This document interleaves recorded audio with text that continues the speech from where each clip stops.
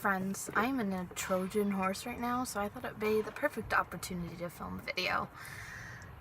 Somebody made this for their humanities creativity project, which is a project we do we have a 4-semester sequence of humanities that we take here at the school, and during the second one you make a creativity project, and this person went totally overboard and made a Trojan horse in which you can sit in, and I've been sitting in it an awful lot and sometimes napping in it.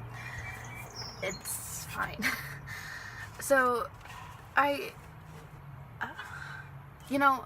let's talk about stress management, because I feel like this is a prime time for when you're eating disorder, even when you're strong and you're very trenchant in your desire to recover. It can be super tempting to not recover and skip a meal, and then skipping a meal you see as not a big deal, but then it leads to more meals that you skip. So I've definitely experienced this during stressful times, and I'm making this video both for you and for me, because we need to talk about the reasons why you can't skip meals, even if, you're having sufficient amount of calories in the days leading up to the day where you decide to skip a meal. Okay, first of all, it's not good for you physically. The whole process of recovery is to be able to trust your body, and obviously if you were to skip a meal, you would be ignoring hunger signals, which is not good, and that is going against what you want for this recovery. You have been questioning a lot: is your body normal?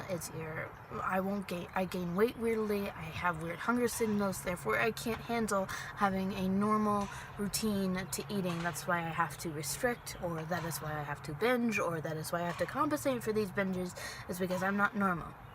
And skipping a meal bypasses all of that and what you've been working up to, that indeed you are in fact normal.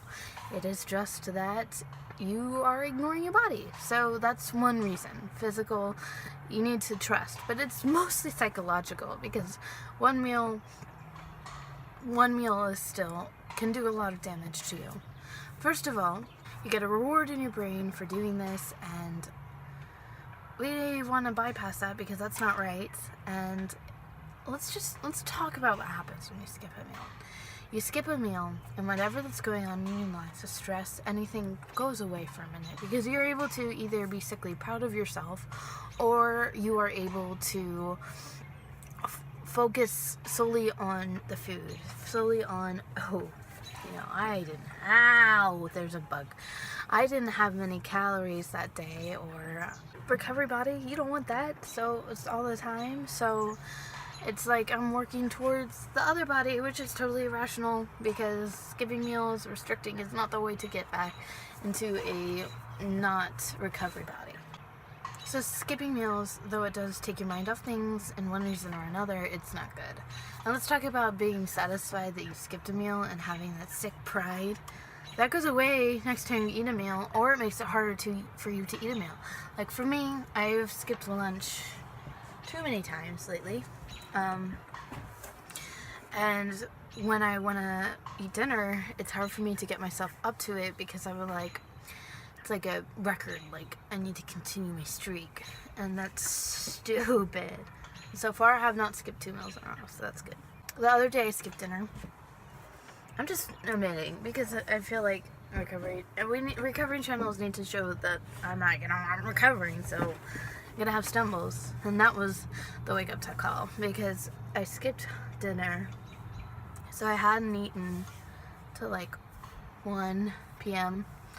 and I went on through my day, and it brought me back. Like, my goodness gracious, this was me all the time. I walk, and when I was walking, it was really cold that night, and I was just too tired to walk, and I was too tired to walk faster because I was cold, so I just had to collapse in the Trojan horse, and then I went inside. But it just brought me back to those weak days. Recovery makes us strong, and skipping meals, it's just makes us weak, and it makes us vulnerable to ourselves and our sick brains. Let's talk about the benefits of skipping a meal. The benefits are that it makes you feel better. That makes you get off of whatever you're thinking about that's making you want to skip meal. But that's not worth it. That's not a healthy way to deal with it either.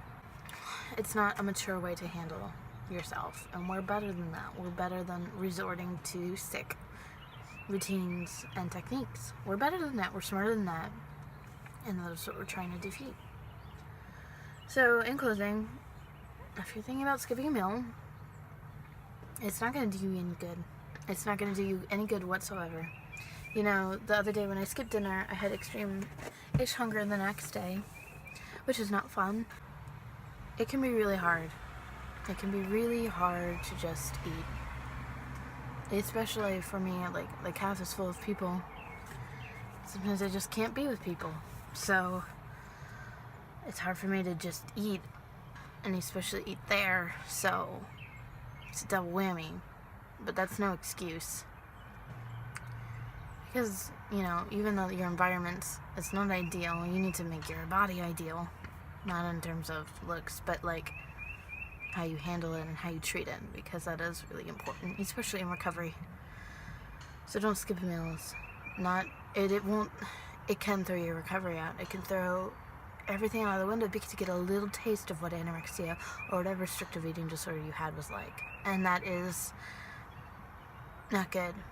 An alcoholic cannot have just one drink.